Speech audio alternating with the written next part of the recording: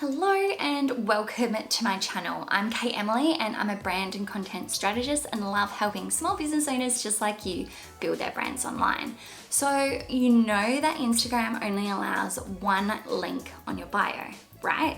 But that feels like a little bit of a risky move. Should it be a link to your latest blog article, an interview you did, your services page, your coaching program, your about page? What should it link to? Well, it's way too much pressure to just choose one link, right?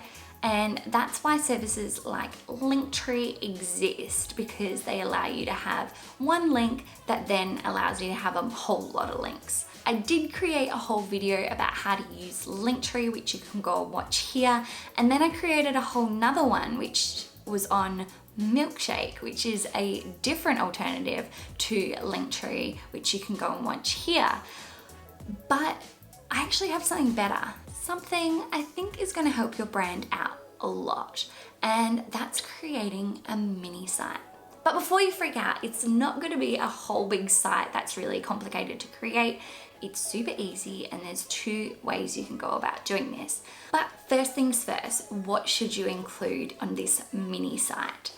So one, you need to include a bio. So it needs to be a mini bio about you with an image.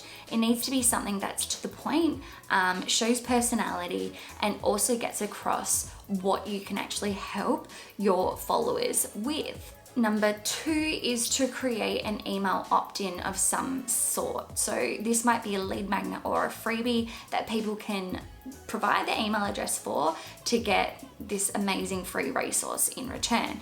But if you don't know where to get started with lead magnets, I created a whole video that shares the 5 steps to creating a lead magnet, which you can go and watch now, which will help you out with that one. But the most important thing here is to have a form, even if it's to your newsletter. If that's all you've got at the moment, it's really important to have this, because if there's an opportunity for you to capture someone's email, then you want to put it front and center. You want to make that a priority for someone that's hitting that link in your bio to click through to your mini site. Number 3 is your biggest sales pitch or call to action. So is there a program that you're running? Is there a workshop that's coming up? Is there a particular service package you're wanting to promote? Promote that here and make sure it's crystal clear that this is your focus. This is what you want to be known for right now. This part of the mini site can change and evolve as you go through your promotional calendar or as your services evolve.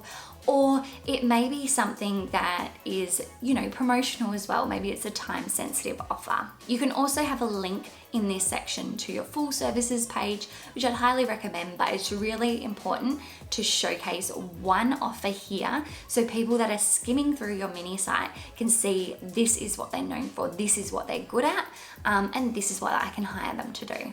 And number 4 is links to where people can read, watch, listen to more about you. So whether you've got a blog or a YouTube channel or a podcast, put either your top 3 here, or it might be your most recent 3. If, however, you are not creating pillar content, which I highly recommend you do, and by pillar content I mean a reoccurring piece of content you continuously create, ideally weekly, for your blog, YouTube channel, podcast, whatever it is. If you haven't, then you can put a link to an interview you've done, a guest post you've written. But if you haven't done those, then I highly recommend you just jump on LinkedIn or on Medium and create 3 articles for topics that you want to be known for. So what are the 3 things that you want to be known as an expert for? And then number 5 is, where can they follow you? So yes, they're on Instagram at the moment, but maybe you've got a Facebook page, maybe you've got a YouTube channel, maybe you've got a blog, maybe you've got Twitter or LinkedIn or a TikTok account.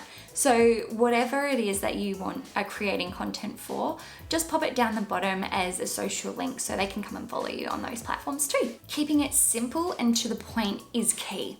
Because someone is on Instagram, they're in the headspace of scrolling through Instagram, they're not wanting to read a full-size website. So keep it simple, and just make sure it's using the same brand colors and photography that your website does. However, it doesn't have to look the same in its design. So option 1 is to create an unlinked page on your website. And what I mean by unlinked is that it doesn't appear in the top navigation of your website. So depending on the website builder that you're using, this may use a different term. However, it does the same sort of thing. So you want to create a page that the only way to access it is by having that specific URL.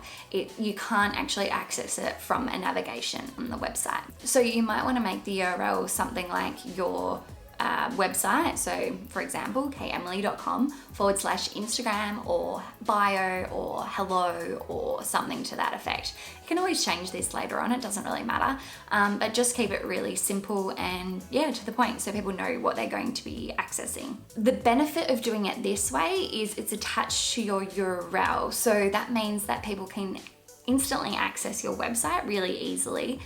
It also means that it's going to be trackable in your Google Analytics, and it could positively impact your SEO, which are all good things. So I'm currently in the process of rebuilding my website using Squarespace. So here's a sneak peek of what my mini site will look like.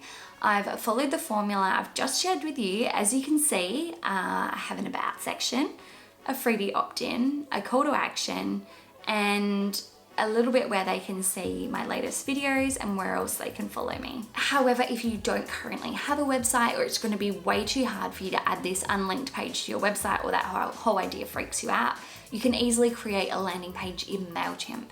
This is so easy to do, and especially if you're using them as your email provider, you can do this for free up to 2,000 subscribers. So it's a great platform to use, and at least create this landing page in the same sort of format that I've shared. So here's an example of my old landing page that I had created in MailChimp. So it doesn't look exactly like the layout I recommended, but it still follows a similar format. So I saw a massive increase in email subscribers when I had this mini site up as compared to my Linktree account, as it meant people weren't required to jump through another step to subscribe. So if you get nothing else out of this video, create a mini site with a form, because you really want to focus on getting those followers off Instagram and into your list, because you're going to have way more control over sending emails to a list than you are sending posts or stories to your Instagram followers. So do you use a mini site currently, or are you still using Linktree? Maybe this video has inspired you to create your own mini site. If it has, I'd love to hear from you in the comments below as to what you got out of this video and whether a mini site is something that you're going to start creating for your business. Next up, I'd recommend watching my video 7 real life lead magnet examples, because that one shares exactly what other businesses are doing with lead magnets to get email subscribers. So creating a lead magnet is by far the best strategy you can employ. So I definitely recommend jumping on that one. But that's it for me for today. So make sure you subscribe to my channel if you haven't already, and hit like on this video because it helps my video immensely. Thank you so much for watching, and I'll be back here next Tuesday with another video I know you're gonna love. So until then, bye for now.